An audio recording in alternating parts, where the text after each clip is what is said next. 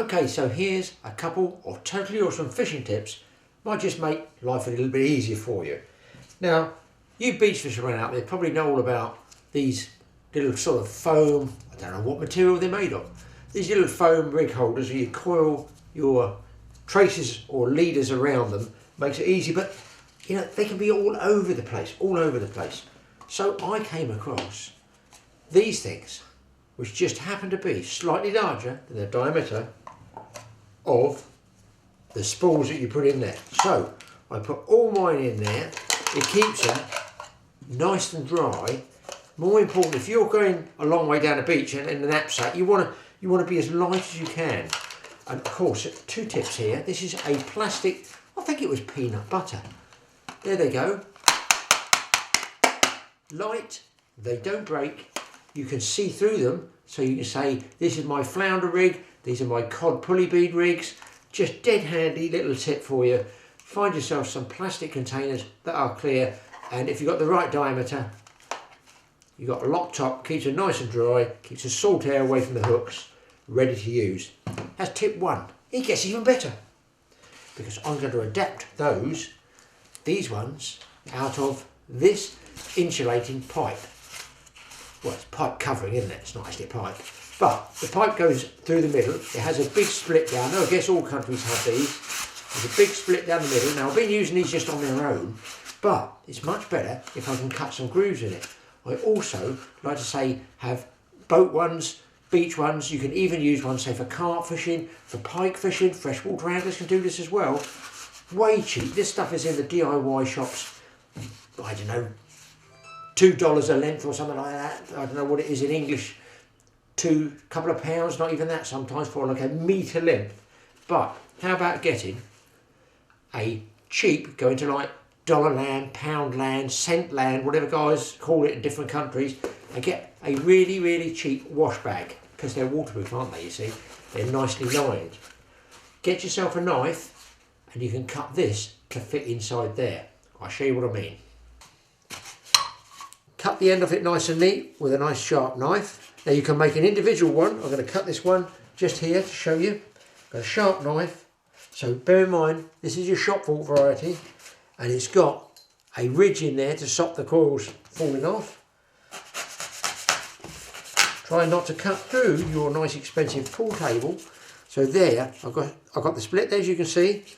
That's how I've been using them. Now I'm changing because I'm getting what we call a Stanley knife in England.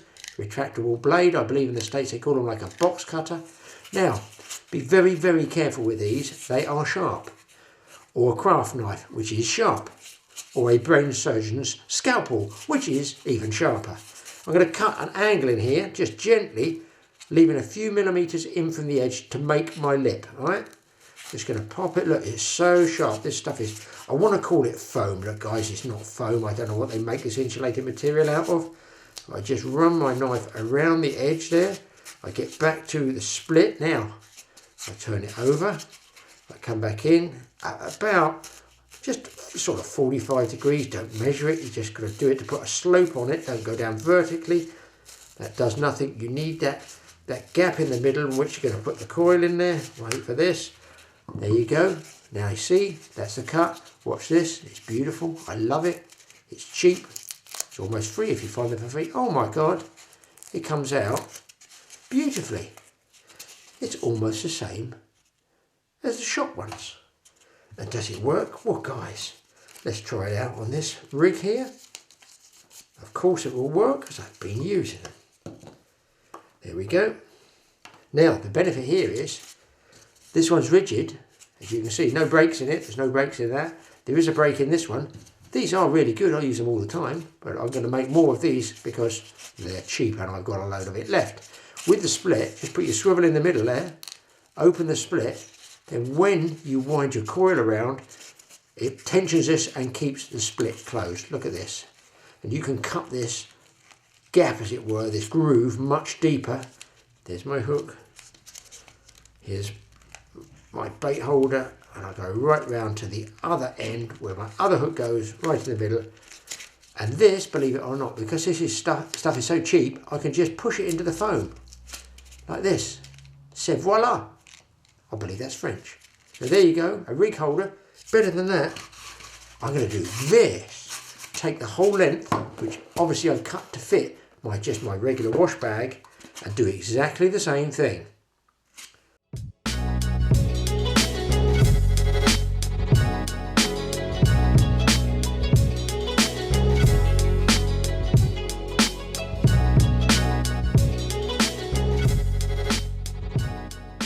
So you can get wide ones like that for, say, boat rigs or cart rigs. Lots of small ones for something like small plaice, dab, flounder, whiting rigs.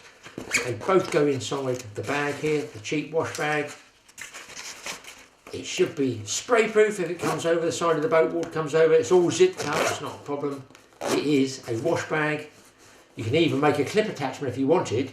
If you're in snaggy areas losing a lot of gear, and you could clip that to your belt. So there it is. 2 tips for you.